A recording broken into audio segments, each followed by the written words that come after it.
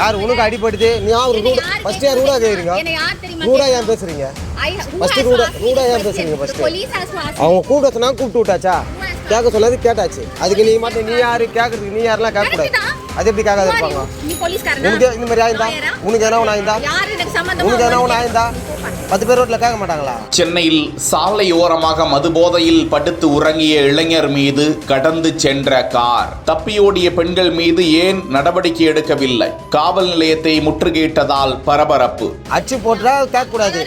அவன் போதையில வந்து ஊந்துட்டான் சரி உன்னை வந்து யாரும் கத்தலையே உங்களை உங்ககிட்ட யாரும் கத்தலையே நீயா கூட்ட இந்த ஜனங்களா அடிச்சா கேட்கறதுக்கு ஆள் இல்லை ஒதுக்கப்பட்ட ஆளு ஒதுக்கப்பட்ட சமூகம் அப்படின்ற ஒரு பார்வையில அவங்க கேட்குற கேள்வி சார் அவங்க என்ன கேட்குறாங்க யாரு கேட்குற நீ போலீஸா நீ அட்வொகேட்டா ஏன் நான் ஒரு ஹியூமன் ரைட்ஸா கூட இருப்பேன்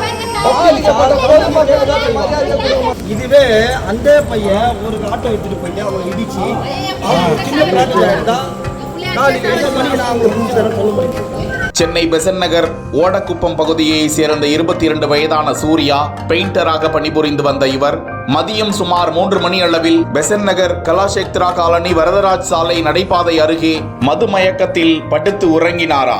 இந்த நிலையில் அந்த வழியாக சென்ற கார் சூர்யா மீது ஏறி இறங்கியதில் படுகாயமடைந்த அவரை அப்பகுதி பொதுமக்கள் மீட்டு ராயப்பேட்டை அரசு மருத்துவமனைக்கு கொண்டு சென்றனர். அனுமதிக்கப்பட்ட சூர்யா சில மணி நேரத்திற்குள்ளாக சிகிச்சை பலனின்றி உயிரிழந்தார். இந்த நிலையில் விபத்தை ஏற்படுத்திய காரில் 2 பெண்கள் வந்ததாகவும் அதில் காரை இயக்கிய பெண் சம்பவ இடத்தில் இருந்து காருடன் தப்ப முயற்சி செய்யும் நிலையில் உடன் அமர்ந்திருந்த பெண் விபத்து குறித்து கேள்வி எழுப்பிய பொதுமக்களிடம் வாக்குவாதத்தில் ஈடுபட்டு பின்னர் இருவரும் அங்கிருந்து தப்பி ஓடி உள்ளனர் என உயிரிழந்த இளைஞரின் உறவினர்கள் குற்றஞ்சாட்டியுள்ளனர். அவர்கள் மீது கடும் நடவடிக்கை எடுக்க வேண்டும் என பெசன்ட் நகர் காவல் நிலையத்தை இளைஞர் சூர்யாவின் உறவினர்கள் முற்றுகையிட்டதால் பரபரப்பு ஏற்பட்டது. நிச்சயம் அந்த பெண்கள் கண்டுபிடிக்கப்பட்டு நடவடிக்கை எடுக்கப்படும் என போலீசார் உறுதி கூறியிருக்கிறார்கள்.